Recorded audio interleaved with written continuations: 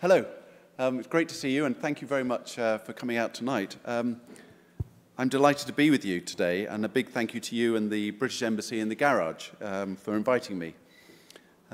I've been fascinated by Russian culture all of my life, from playing my cello in the youth orchestra in performances of such things as Stravinsky's Rite of Spring or Shostakovich's piano concertos. I've seen many productions of Chekhov and Pushkin plays, studying Solzhenitsyn, Nabokov, Tolstoy, Dostoevsky at school. Please forgive my pronunciation. And I have a great love of many of the great Russian artists, including my favorites, Kandinsky and Chagall. I have programmed Russian orchestras and artists in festivals, and I have directed and And living in London, I'm very aware of some of the great Russians who have lived there, including Anna Pavlova. It really is a great honor to be with you today. In my childhood, it was widely acknowledged that even though an iron curtain separated us, there was a deep love of Russian culture in Britain. There were so many visits to London's South Bank Centre by Russian-speaking classical performers that all the signage backstage was also in Russian. Today, I want to share some thoughts about the issues and challenges that I face in my work in the Roundhouse in London, to think about the questions that I ask myself and my colleagues, and to outline the impact of our work. To start with, however, I want to put my work into context, with a brief run-through why the Roundhouse has played an important role in developing culture in the UK and how it has achieved this. It was 52 years ago exactly that the Roundhouse came to life as a cultural organisation.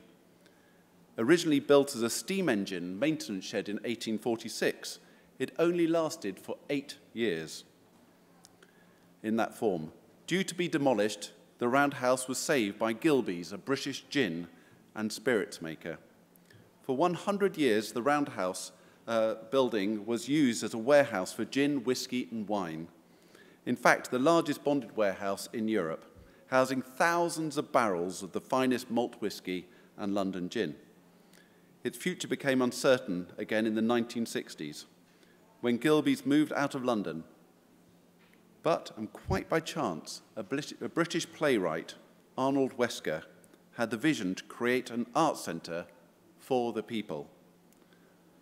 Wesker was inspired by the Trade Unions Conference of 1961, at which a resolution was passed citing the importance of bringing the arts and people together through the trade unions. This was resolution number 42. Arnold Wesker created a theatre company named Theatre Company 42, which toured to regional British towns and cities. He felt, however, that the company needed a permanent base. A socialist businessman friend offered him the Roundhouse, and it was on the 15th of October, 1966, that the Roundhouse was first used for a public event. The counterculture magazine, the International Times, was launched. Soft Machine were the big rock band of the day, and they played until another, much younger band performed for the very first time and took the crowd through the night. They were called Pink Floyd. This is the earliest known photograph of Pink Floyd doing their first ever gig, which was at the Roundhouse on the opening night of the Roundhouse. By many, this was seen as the birth of psychedelia and the flower power movement in the UK. During the decade that followed, the Roundhouse, in its terribly run-down state, in a very shabby part of London, became the UK's capital of counterculture. David Bowie, The Doors, Patti Smith, the Rolling Stones, to name but a tiny few, would perform there. Well, they started a cultural revolution, and in theatre, Peter Brook set up his company, which then moved to France to become the Bouffe du Nord. In July 1967, the month and year in which I was born, Allen Ginsberg hosted a 2-week conference titled The Dialectics of Liberation. Leading philosophers, poets, musicians, psychiatrists, and others debated how a free society could be made. But then, on the 4th of July, 1976, a band from America gave their first European performance at the Roundhouse and kicked off the UK punk movement. And nothing was the same again. The Ramones gig was attended by young British musicians who would quickly go on to form the Sex Pistols, the Clash, and the Pogues. Although counterculture and punk ideology flourished to this day, the Roundhouse as a centre for the arts was to come to an end, and the building closed its doors in 1983.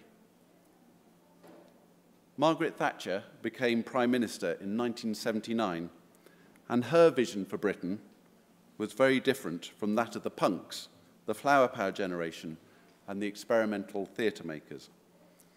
There was a feeling amongst many people at that time that a freedom had been stolen from them, as the Roundhouse, a people's palace, closed. A new empire of commercial capitalism exploded. However, the story doesn't end there. In late 1966, Torquil Norman, an extraordinary businessman toy maker, the maker of a small toy called Polly Pocket. Anyone heard of it? Second largest selling toy after Barbie in the world, bought the Roundhouse to turn it into an organisation that it is today.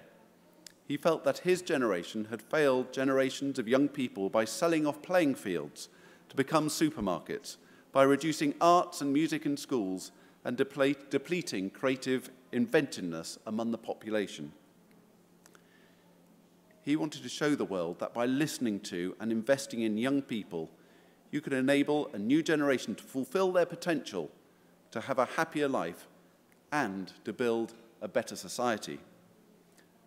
I joined him in mid-1999, and I supported and developed his vision until we had raised the £30 million we needed to redevelop the Roundhouse into a leading creative centre for 11 to 25-year-olds and a state-of-the-art performance space.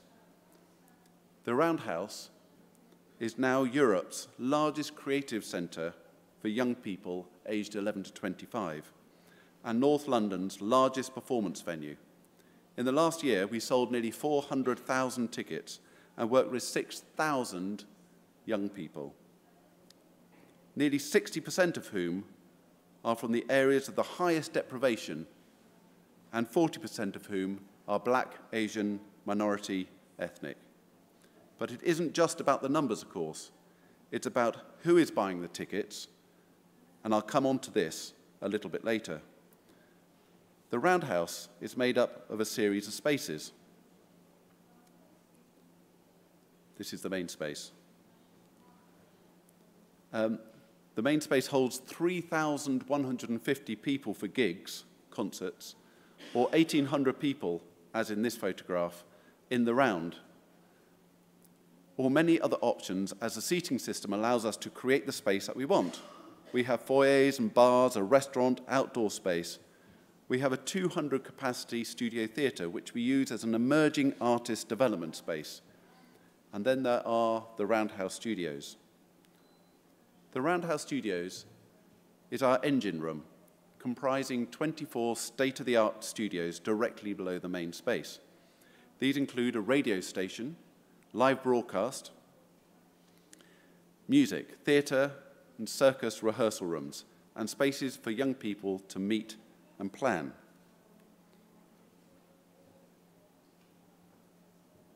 Gives you a little idea of some of the spaces.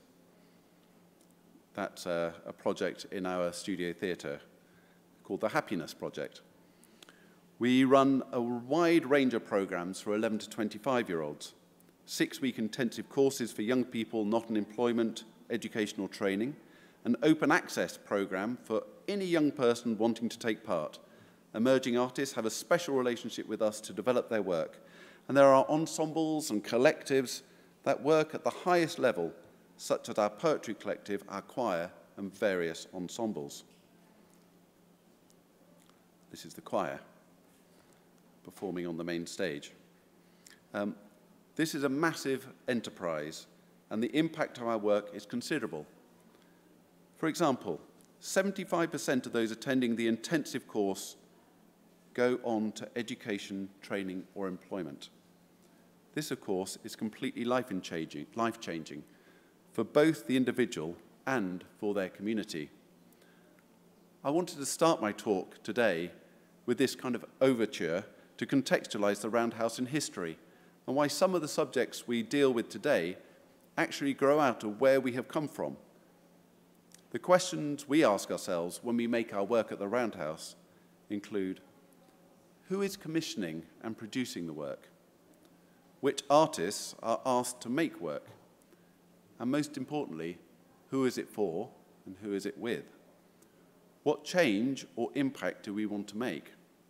Is this just entertainment? We find that these important questions guide us in the making of better decisions, make us invest our money more wisely, and they encourage us to know what change or impact we want to make.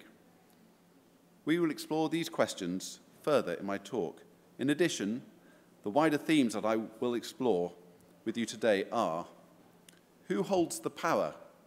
Who runs organizations from governance and leadership? Something about funding and partnerships, how funding and partnerships work in the UK, the music industry and performing arts sector, new movements, and I'm sorry to mention it, Brexit, and how we can stay creative. And really, how do we continue to be creative? And something about a possible future. So who holds power? I often think that if we think of a traditional cultural institution, perhaps a museum, an orchestra, theatre, gallery or concert hall, we may think that an all-knowledgeable director is in charge. Probably an older white man. I said that myself. Above him is perhaps a politically connected and powerful board, and below us, a team of subjects who do as he commands. But thankfully, that model has changed considerably in my working career, although pockets do certainly still exist in the UK. If I think about the population of London with its 40% Black, Asian and minority ethnic population and huge swathes of wealth and poverty, it is easy to see that there are a considerable number of our cultural institutions that do not reach out, do not represent their population and are not inclusive, but rather they provide for a wealthy, educated and exclusive elite. But that is changing, and in many cases we have organisations that lead the way in social engagement and inclusion. 12 years ago, I took my board on an away day to explore the idea of us appointing 2 young people as young trustees, aged 18 to 25, who were involved in our programme. Following a really interesting day, we adopted the idea, and for over a decade, we have had 2 young trustees who hold the role for a year. This simple act has been transformational. They have all been brilliant, but in some ways, even more rewarding has been the incredibly positive response from other trustees. The young trustees always sit opposite me and the chairman in board meetings. They have the first agenda item, and they can give a presentation during the year about a subject which they think we need to engage with more deeply. They also sit on our youth advisory board, and they are recruited by open application. For example, none of our trustees' children can apply. The impact of including 2 young trustees has been manifold, and in particular, we have found that the conversation has moved away from older trustees believing they know what is good for young people. We work closely together as a team, and therefore we are not working for young people, but with young people. The young trustees remain the reference point through the board meetings, and therefore we involve young people in all our decision-making. The Roundhouse remains relevant, socially engaged, impactful, and dynamic. We have had several transformative presentations during this time, 2 of which I wanted to outline to you. About 10 years ago, one of our 2 young trustees had been making a film about the effects of society on young people who identified as transgender. including about how they self-harmed, that they were far more likely to be homeless and absent from education due to bullying, and that more young people that identified as transgender committed suicide. As a progressive organisation, we felt that we were leading the way in many areas, but we had a lack of knowledge about people who identified as transgender. Our young trustee gave her presentation and showed the film, which led to a long and interesting debate at the board meeting. The outcome was that we held transgender training for the leadership team and the front of house teams. And the impact was that the Roundhouse was the first arts organisation in the UK to have gender-neutral toilets at every level. This seems like a small change, but it immediately saw more people from the trans community coming to shows and using our bars and buying tickets. This in turn increased our income and profit, but also meant we were more inclusive and representative of London. And last year, Sophie, a singer-songwriter, gave a presentation to the board about young people in the creative industries and mental health. A full debate followed, and a new buddy system is being set up for young artists and those already in the profession. This is a picture of Zoo Nation's Wonderland, Mad Hatter's Tea Party, which is all about changing the story to be a mental health story. 40,000 people came to see this show. Just going to grab a glass of water. I'm not hiding.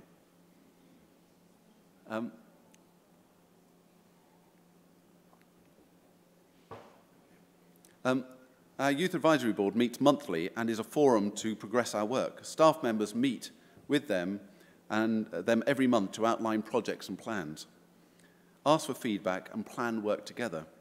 A lot of pizza is eaten. When we decided we needed a rebrand, the Youth Advisory Board played a major role in developing that in partnership with our staff team. The point here is that we are working with young people and not for them to achieve common goals. It also creates an organisational identity both internally and externally. But there is a problem in the UK, but there is also an opportunity. The good news is that the creative industries in the UK are worth a massive £91.8 billion in the last year, more than the car industry, life sciences, oil and gas, and aerospace put together. The creative industries are also worth nearly 40 billion a year in exports. This is a huge amount of money coming into the UK. They are the fastest growing sector of the British economy and have been for the last 8 years. Year on year, outperforming all other sectors, the sector now employs 2 million people. But here is the problem. The creative industry's workforce is made up of only 8% coming from working class backgrounds. And when London is 40% Black, Asian, minority, ethnic, and only 12% of the workforce is diverse. This means we are missing a huge amount of potential and potentially closing down growth. However, we are doing something about it. The Roundhouse not only includes young people in its governance, but we are developing skills of 6,000 young people a year. And we aim to increase that number to at least 10,000 per year within 5 years. We have set up a youth leadership programme for those from working class backgrounds and who are diverse. And we are raising money to build a new building which will be the first of its type in the UK. It will be the Roundhouse Centre for Creative Entrepreneurs aged 18 to 30. And it will be for young entrepreneurs, but mainly from those from working class background who are Black, Asian, minority, ethnic, and from areas of multiple deprivation. We'll be piloting this work next year and the year after, and we hope the new building will start to be built once we've raised the money in 2021. But this is small compared to the task in hand. I would also like to draw your attention to a fascinating organisation called 64 Million Artists. Their view is that all 64 million people that live in the UK, and of course everyone in the world, is an artist. But the vast majority don't have access to creativity or even the understanding that this is something that is open to them. 64 million artists' main idea is about cultural democracy, which of course is different to the democratization of culture.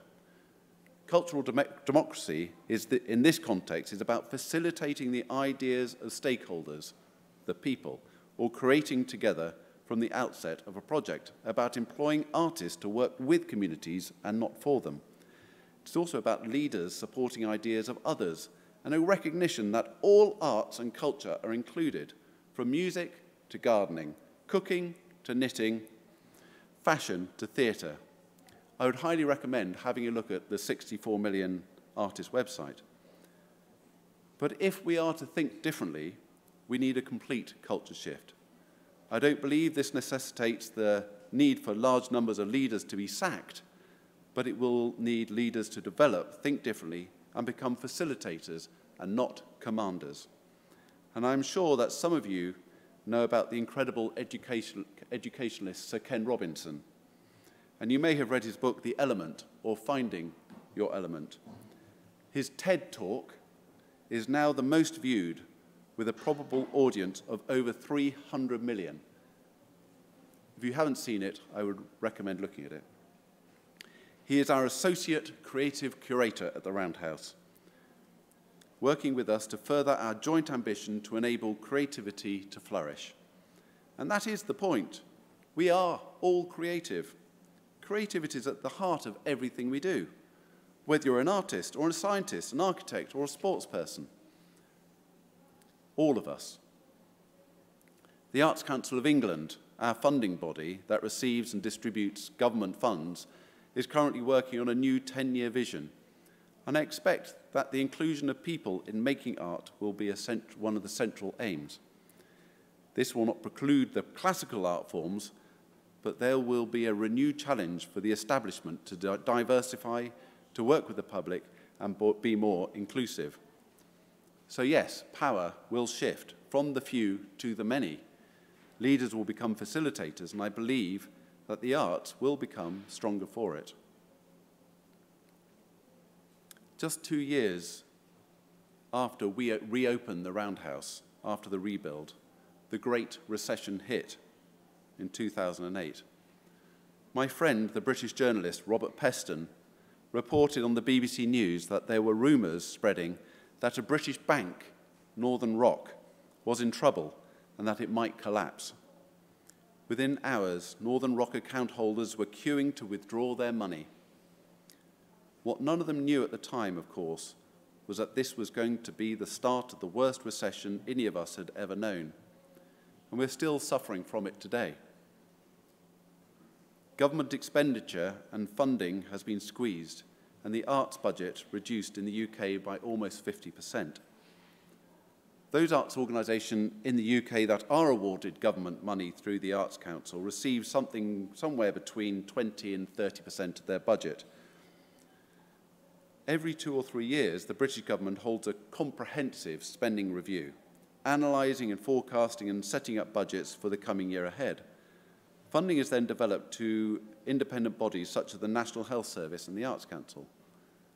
They are independent in the fact that they have independent boards of governors or trustees, independent of political involvement. Each year then has an Arts Council board over each region then has an Arts Council board overseen by a central office, but also independent. Applications for core funding are then made every 3 or 4 years. Applications are assessed by paid officers and then by the regional arts boards. As a relatively new organisation, the Roundhouse has really had to make its own way.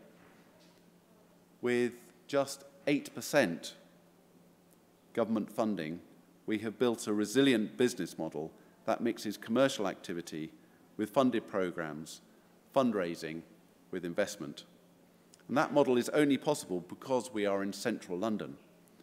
We host major private events and product launches for about 70 days per year, about 100 to 110 gigs and concerts, and the rest of the year is set aside for theatre, circus, dance, opera, and installations. But more generally, since 2008, the whole arts world has had to think differently and to become more entrepreneurial. Some organisations have closed, but others, I'm glad to say, have flourished. We work closely in partnership with other organisations. For example, along with 8 other international round venues, we have formed the 360-degree Round Venues Network. We have commissioned artists like Robert Lepage and Akram Khan, and we learn from each other. We are now looking at circus and music commissions next. This is Akram Khan premiering Until the Lions at the Roundhouse. When we create opera, we work with the Royal Opera House, and when we commission dance, we involve Sadler's Wells. But more importantly, we have a partnership with a regional British city called Gloucester. Anyone heard of Gloucester? I didn't think so. Gloucester has no concert halls, no theatres, no galleries. It is fairly poor, but in a region that is relatively rich. We are supporting the development of a cultural infrastructure and partnering young people from London and Gloucester to work and be inspired by each other. Another big change in London has been the swell of foreign money flooding in since the recession. We have become a new home for well over 1 million people in the last decade. For example, over 300,000 Russians now live in London and call it their home, and 400,000 French, making London France's 6th largest city by population and Russia's 65th largest city by population. London has always benefited from a large influx of new people, new ideas, new research, and new money. I have been wondering what the biggest piece of news coming out of the UK has been in the last 2 years, and I suspect it is probably Brexit. I have to admit that I have no idea what Brexit means.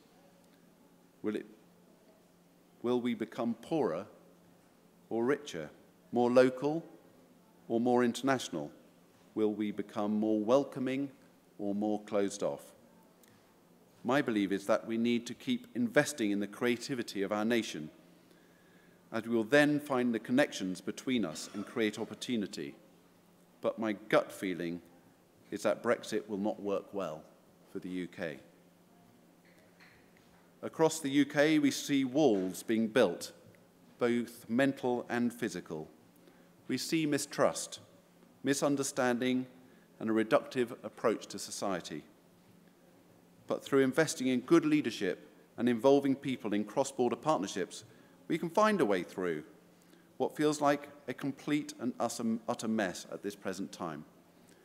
When the recession of 2008 started to really bite, and when the Conservative Party won the election in 2010 and started a programme of austerity, a group of arts leaders got together to ask the question, what next?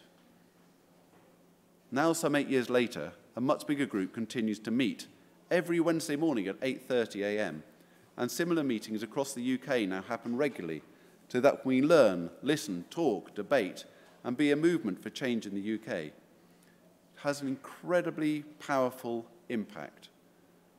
Regularly, government ministers come and talk to us, and they listen to us. We hear from leading academics and journalists, and the arts sector has seen a coming together like never before. We have seen an even wider coming together. Some 6 years ago, a small group of us got together to set up the Creative Industries Federation in the UK, a representative group of all the arts and creative industries to lobby the government and for us to speak with one voice. The founder, Sir John Sorrell, asked the government, "Who do you phone when you need to ask the creative industries a question?" The answer was, they didn't know. The Federation has had a considerable impact in the UK, and now there are similar organisations being set up around the world. And maybe it is this coming together that will help us after Brexit. Maybe we'll see an international federation of coming together through culture and the arts. Maybe. just maybe. I think it's fair to say that I'm fairly outward-looking as a person, and although I have been in this position at the Roundhouse for nearly 20 years, I have not seen another job which I think looks more stimulating or interesting. And our mission drives me every single day. Like many of you, I suspect you have learned from both good and bad leaders, or in my case, some exceptional leaders and some pretty awful ones as well. I feel that throughout my life, I have lived at a time of transition, of change, and therefore I have had to find my own role and style of leadership and management.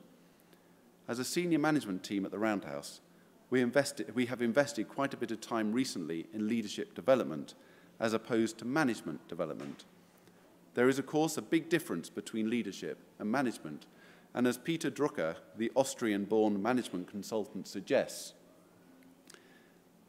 management is doing things right, whilst leadership is doing the right things.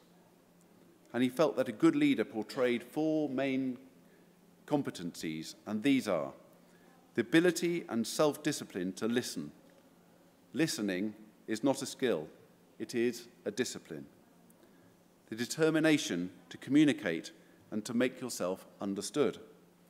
To never collude with failure, work out what has gone wrong and learn and change. The willingness to realize how unimportant your own ego is compared to the task in hand. And I'll be so bold as to add, be adaptable in your approach and style. Keep learning and show your team that you are interested in learning. Find ways to keep creative. Being relevant to the society in which you live. And my favorite one is be persistent. So there is something here about shared vision, being excited about that vision and working together towards it. There is no room in this model for command and control. Gone are the days of one person being seen as all knowledgeable, the master and controller. But the days are here for working together, enabling and supporting people to achieve their tasks and helping them to see how the completion of their tasks help the organisation move towards its vision. At the beginning of this talk, I mentioned a number of artists. I wonder if you noticed that they were all men. I could have mentioned, of course, some of the great female artists, composers and writers, but in the UK, we, to be honest, only know the men. In fact, throughout history, we really only know of the men, apart from the occasional queen now and then.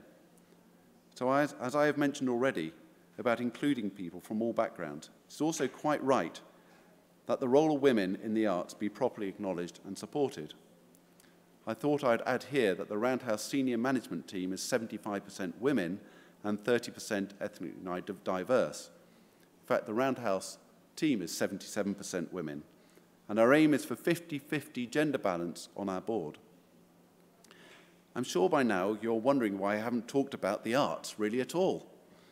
I believe it is essential that the right conditions are set for the making of art, the right structures, the right vision, and the right teams asking the right questions. And through being progressive, relevant, and inclusive, it is more likely that an organisation will succeed without huge amounts of government intervention or money. Just going to have a drink, excuse me.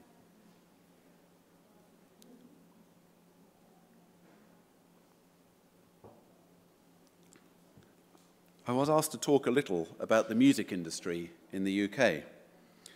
In recent years, we have become London's most loved venue, with performances from such artists as Lady Gaga, Radiohead, Jay-Z, Coldplay, Bob Dylan, Janelle Monáe, Ed Sheeran, Leningrad.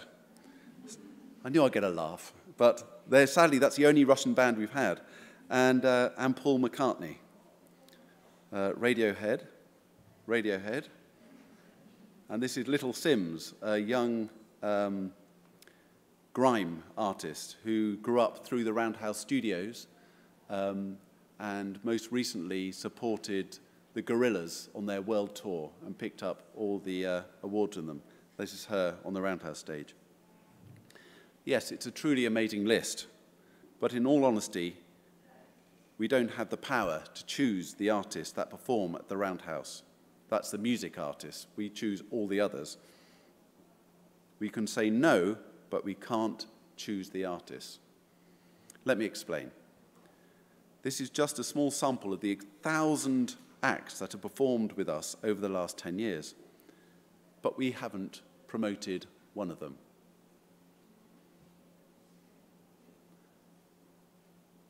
That's FKA Twigs, if you know who she is.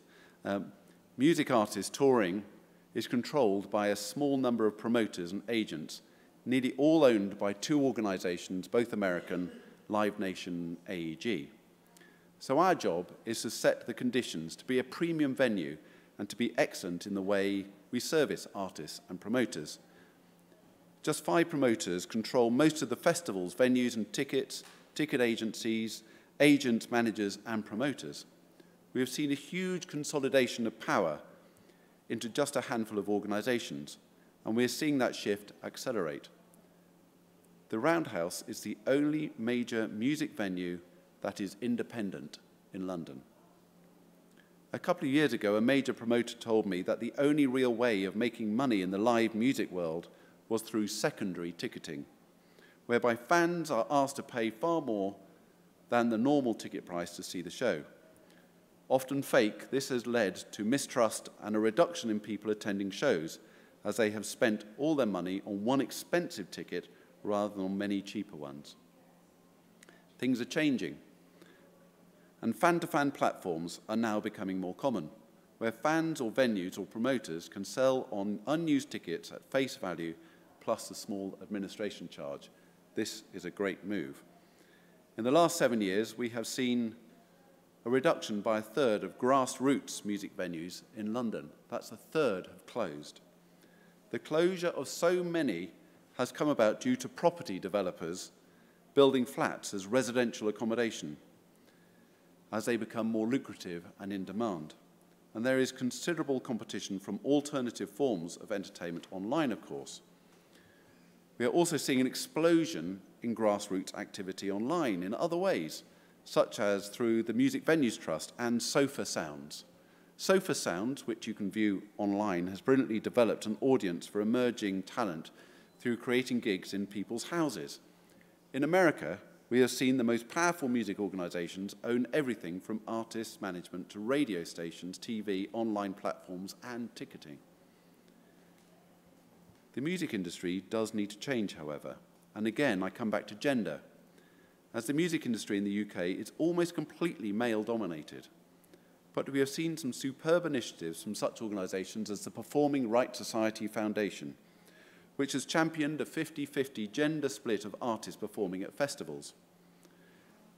Our music festival that we create and curate, we do curate this festival called In the Round, which this year will see 100% female lineup.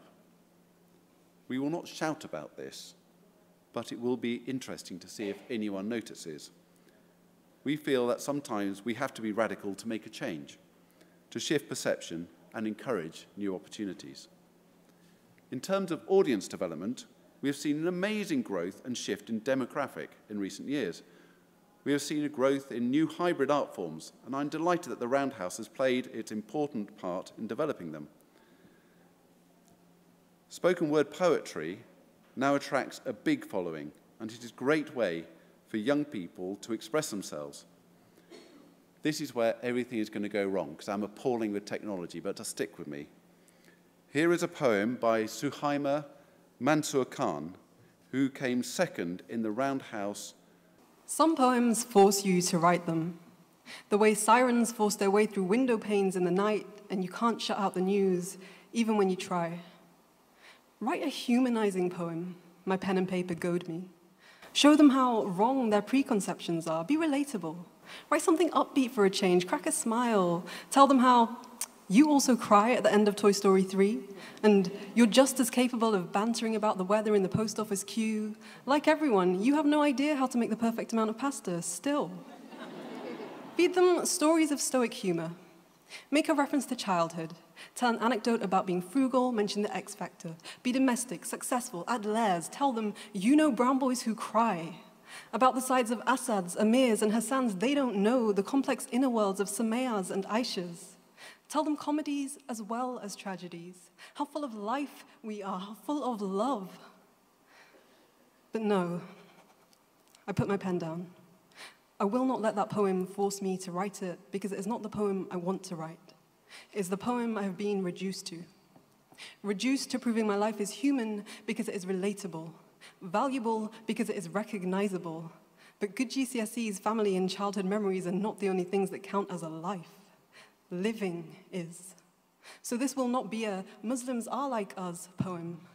I refuse to be respectable. Instead, love us when we're lazy. Love us when we're poor. Love us in our back-to-backs, council estates, depressed, unwashed, and weeping. Love us high as kites, unemployed, joyriding, time-wasting, failing at school. Love us filthy, without the right color passports, without the right-sounding English. Love us silent, unapologizing, shopping in Poundland, skiving off school, unsure, homeless, sometimes violent. Love us when we aren't athletes, when we don't bake cakes, when we don't offer our homes or free taxi rides after the event, when we're wretched, suicidal, naked, and contributing nothing. Love us then. Because if you need me to prove my humanity, I'm not the one that's not human. My mother texts me too after BBC News alerts. Are you safe? Let me know you're home okay. And she means safe from the incident, yes, but also from the after effects. So sometimes I wonder, which days of the week might I count as liberal, and which moments of forehead to the ground am I conservative? I wonder, when you buy bombs, is there a clear difference between the deadly ones that kill and the heroic ones which scatter democracy? I wonder, is it not guilty until proven innocent? How can we kill in the name of saving lives? How can we illegally detain in the name of maintaining the law? I can't write it. I put my pen away. I won't write it. Is this radical? Am I radical? Because there is nowhere else left to exist now.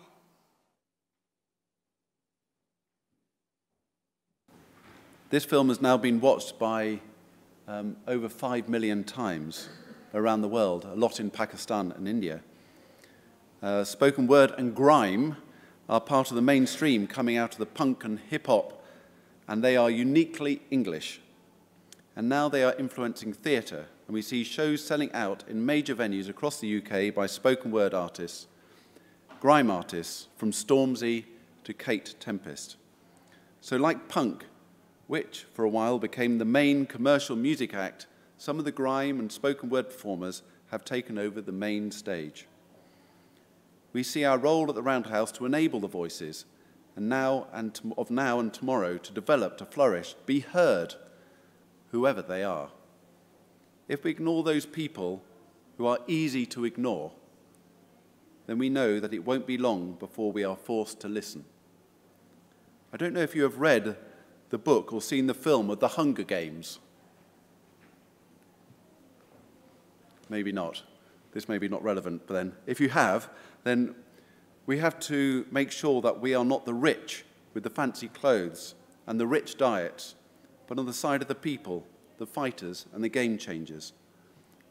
The band on the Titanic played until they drowned.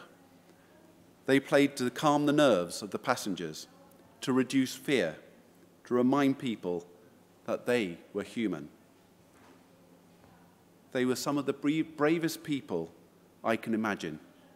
Certain of death, they sacrificed themselves for humanity. The music they played served alike as their own immortal requiem and their right to be recalled on the scrolls of undying fame. How do we identify, I wonder? Are we the band, or are we the passengers? Are we the rich entertained, or are we the change makers? No lasting great artist has just been an entertainer. They have engaged, they have protested, and asked questions. And as Anton Chekhov suggests, the role of the artist is to ask questions, not ask them, not to answer them. Sorry, I'll do that again. I mean, it's one of yours. God, I should get this right, shouldn't I? The role of the artist is to ask questions, not answer them. Thank you. Ai Weiwei reminds us of the meaning of art. If my art has nothing to do with people's pain and sorrow, what is art for? I'm leading my talk in this direction as I see the pain of life in young people in London every day. But on balance, I see their creative energy bursting for direction and opportunity. I see power in their hands, but when not given the chance to use it to create, it is directed against themselves and the society in which they live. The Roundhouse has led the transformation of tens of thousands of lives, and we have learned from the organizations around the world. I've been inspired by many artists, such as Brazilian theatre maker Augusto Boal. In 1992, he announced that he was running for the role of mayor and won the election using the slogan, "Have the courage to be happy." He employed 5 full-time actors and 10 part-time actors to aid in his street theatre style, which is based on the idea of providing interactive theatrical performances to the impoverished parts of Rio de Janeiro in an effort to convey political policies through the art of acting to boost morale within poor neighbourhoods, which is unattainable to the general working class.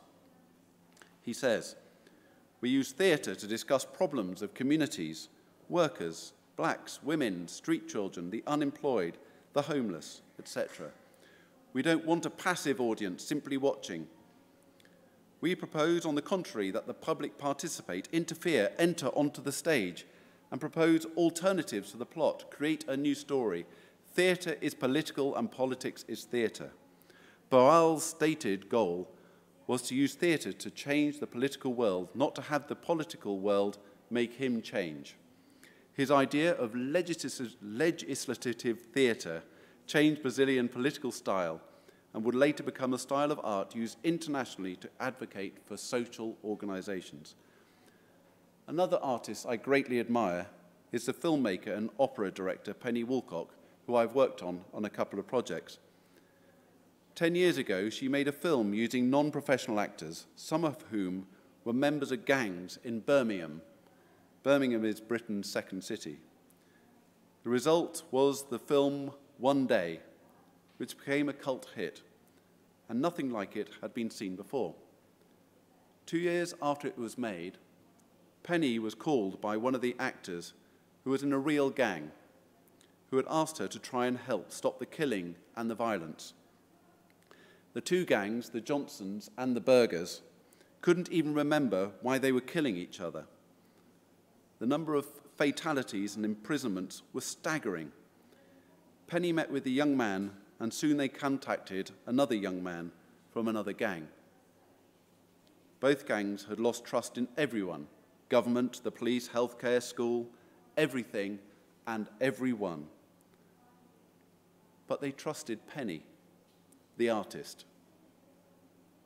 It was hard work, but soon the gang members started to talk with each other. Songs, raps were created and poetry made. Crime rates started to drop, and the killing literally stopped. And a decade later, the truce remained mainly intact. Things do blow up, but the next new generation have some hope and trust. Young people are very much at the heart of the Roundhouse, but art is the fuel. From music to poetry, theatre and circus, opera and dance, we make and commission new work. We collaborate with other organisations to present work, and we always include young people in one way or another.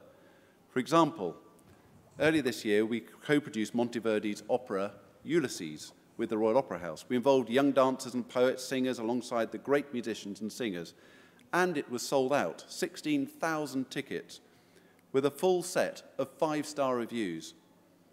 The point that I'm trying to make is that it is, of course, fully possible to make important work of high excellence with young people.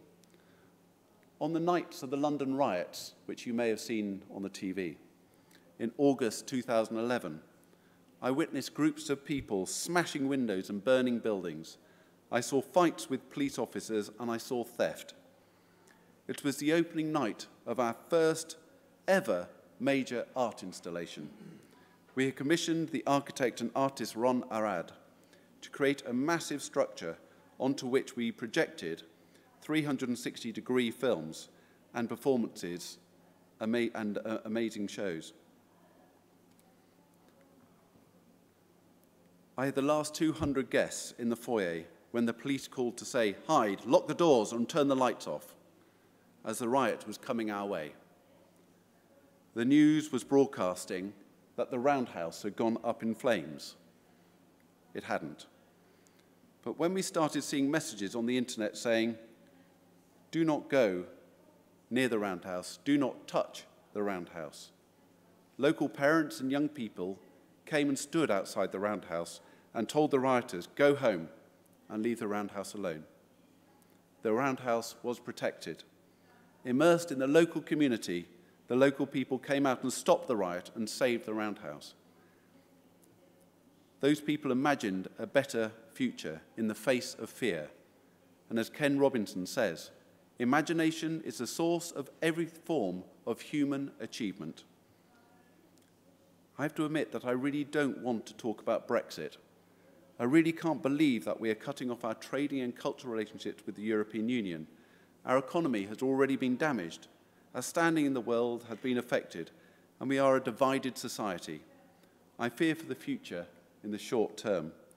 I also know that art subjects in schools are reducing, and the take-up of art subject exams is rapidly reducing. I think there is a chance that we in the UK look upon ourselves in a rather smug and self-satisfied way as we see our creative industries grow. But we could see a rapid decline unless more investment is made in arts education. I think there will be challenges after Brexit, but what I do know is the British are entrepreneurial and in many cases outward-looking and inventive. In the last 8 years, 8 of the top 10 best-selling music albums in the world were by British artists. In the Soft Power Index, we came top, and we were the largest exporter of books. We have amazing institutions such as the British Council and the BBC, and London remains a diverse cultural city that wants to remain open to the world. Brexit will force us to be more outward, I hope, and maybe that is an additional reason why I gladly accepted this invitation to be here today. We are seeing new movements arise. As I already mentioned, 6 years ago, a few of us got together to ask the question, what next? For culture, for funding, for people. That small group started a regular meeting, as I said, and soon there were 35 weekly meetings happening across the UK. A great coming together of the arts sector to think, talk, work, and learn together for a better future. So I think everyone in here works for the arts, or you work more widely in the creative industries. I imagine many of us played instruments, acted, danced, wrote paintings, did painting, or sang as children. But I wonder how many of us continue to do it to this day. I set myself the challenge to stay creative. I play my cello. I paint with my kids. And I desperately want to find a way to make pots again. I love pottery. I know that my mind and my body work better when I am creative. Through the creative process, I can allow myself to experiment, to fail, to risk, and to think differently. These are all great skills to transfer to everyday life. Many of my colleagues still perform or write or paint. And this helps us to be relevant and also to communicate in an honest and open way with young creatives. And from my own experience, I encourage anyone who wants to be innovative or entrepreneurial to be an artist of some sort as well. Imagination is more important than knowledge. Knowledge is limited. Imagination encircles the world. Not me. That was Einstein. Following the devastation of World War II, there was a concerted effort by politicians to build partnerships between the people of the world. One scheme that was developed was whereby towns and cities were twinned with other towns and cities across the world. Norwich is a city I used to work in. The idea was that the people, and mainly children, could learn about other cultures by travelling abroad and staying with other children to build trust and understanding, talk together, sing together, and play together. This worked well for a while, but as time moved on, funding was reduced, and now we are left with a reminder of the twinning on signposts on the outskirts of towns and cities across the UK. Following the Cold War, perhaps we should have invested in twinning to help build understanding and partnerships, to build a new trust and a connection between us all. And perhaps this is something we can do on a smaller scale, arts organisation twinned with others around the world. After the applause had died down at the end of their show, the fabulous French circus company, Company XY, came back onto the stage to talk about building a better society. Alone, we go faster, but together, we go further. Through culture, through the arts, I firmly believe that we can build a more honest, open, and better future, especially for young people and those that usually find access to a normal life challenging or impossible. And we must remember that creativity is what makes us human, and our creativity enables us to make art, and art helps us see a different world. So I hope I have been able to communicate some of my hopes and fears and a few ideas about how we can build bridges around the world, knock down walls, and be creative, imaginative, and a peaceful species. And I'll now finish with a saying, and I don't know where it comes from, but it does sum up something about what we do. You measure your life not by the number of breaths you take, but by the number of times your breath is taken away. Thank you very much.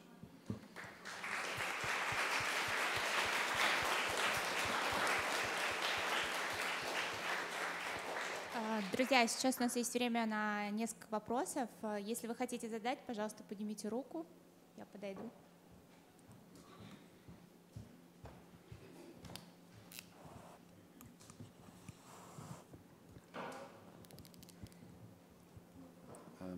I don't know if that's working. Hello, Marcus. Thank you for the information you gave to us. Can you hear me? Just about. Yeah? I don't know where you are, though. Ah, hello. So, somewhere from here. Hello. Yeah, hello. My question is, do you need to balance between commercial and artistic part of a new operation?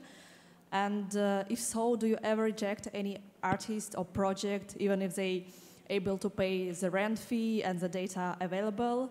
If so, what reasons might be for this? I didn't quite hear the end of that. What is what, sorry? If you ever reject any artist or project. Have we ever what, sorry? If you ever reject any Rejected. artist. Yeah. Okay. Yeah, we reject projects all the time, mainly because we don't like them, don't think they're relevant, or they're just about commercial entertainment. The gigs are the most commercial, the concerts we do are the most commercial thing that we do.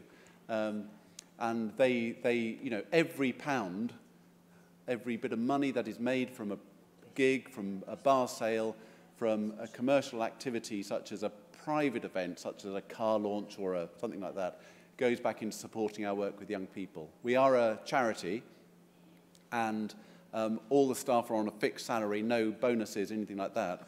So all the profits, if there are any, most years we make enough to cover the work, goes into that work with young people. Sometimes we do have offers of really amazing work, but we can't afford it or they can't afford to do it. So yes, sometimes we have to turn things down because we just can't do it.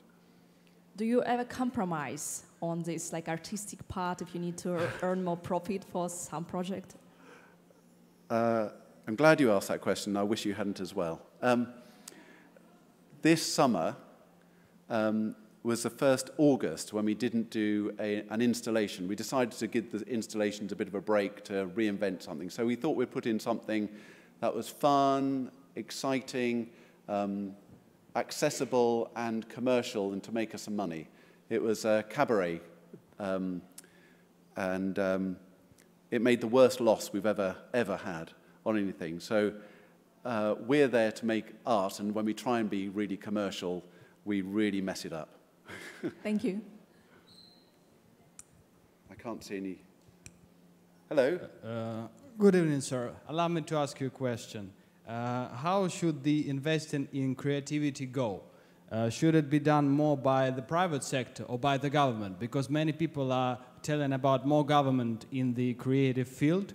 Yet at the same time, if we got more government in culture, should not the government dictate the culture the way it should go?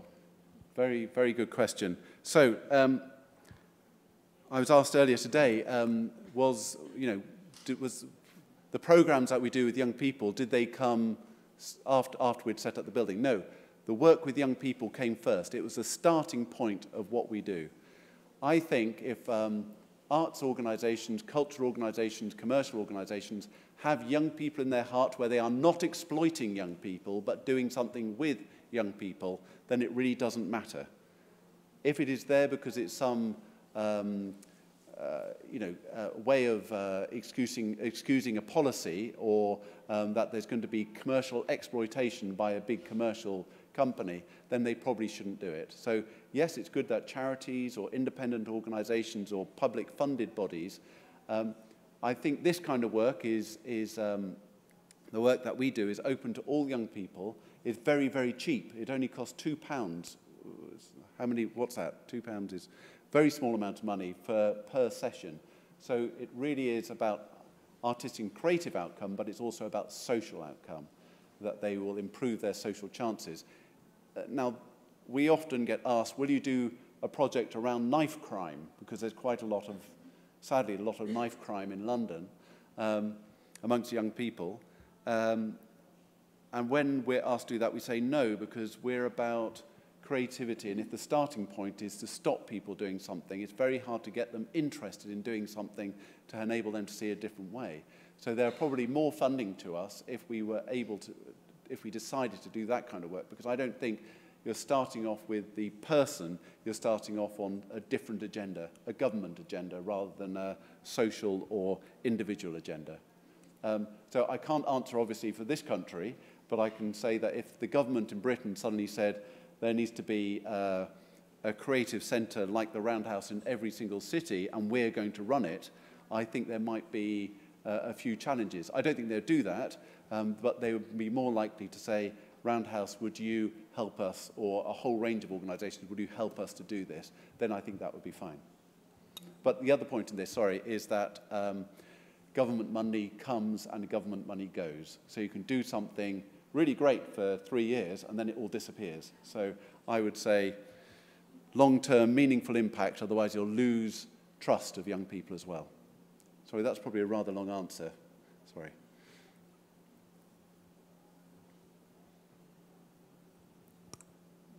Есть еще вопросы? Any other questions? Hello? I've stunned everyone into silence. So my question was the following. We know Roundhouse as a concert venue, and nobody knows that the center was founded, first of all, as an educational venue, and the 6,000 people you were talking about, it's like one big university in Russia, you know? So that's a lot of people, like all of the alumni of a school or of a university. So can people that are younger than 25 from other countries come to your venue and apply for your programs, or is it only for the British residents? Thank you. Любой человек в мире, который хочет принять участие в нашей программе, может приехать. Мы работаем в партнерстве с разными организациями, в частности, с помощью Британского совета. Мы работаем с представителями разных стран, с ЮАР, с Кенией, с Украиной, разные страны. Наша задача — создавать взаимопонимание между разными культурами. Мы с Британским советом очень плотно работаем в Кении. Там есть молодой музыкальный агент, который хотел создать собственный музыкальный фестиваль, но не знал, как это сделать. Он обратился к нам за помощью, и мы помогли создать этот фестиваль первый раз, и с тех пор он идет ежегодно. Но, разумеется, к нам могут приехать и люди, просто приехать к нам в Лондон. В четверг вечером можно записаться каждую неделю. Приезжайте. Can you please tell us about the 2, 3, 4 projects that the dropping nights can be an opening for? Do you have any short-term workshops, seminars that we can apply for? Okay, so as I say, all our projects are open to all young people from whatever background. On a Thursday night, you could drop in and use one of the band rooms. You might have a band, or you may not have a band. You could join other musicians to make a band, and there'd be one of our artists who would come and coach you. You might drop into our radio station, and you learn how to use the equipment. I should say that our radio station called Transmission Roundhouse, which you can listen to online, has become a kind of the British training school for radio. In the last 2 years, 32 of our young people have gone on to get presenter or producing jobs at BBC Radio 1 and 1 Extra. And that's great for the whole industry because it means these are diverse, and they're from working class backgrounds, many of them, so it is enabling them to get an access route. So another one might be something around sound recording in a recording studio. There might be a theatre workshop, there might be a circus skills workshop, something like that. And you're under 25, so you could come.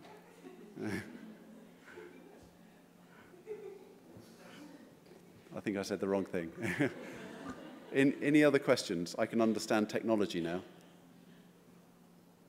Is there anything else you want to me? You just want a cup of tea, don't you? I can see it in your eyes. I've talked for too long. You want a beer? Yeah? Okay. Ну, хорошо, друзья. Спасибо вам за вопросы. Okay, thank you very much for the questions. Let's say thank you again to Marcus. Thank you. Thank you.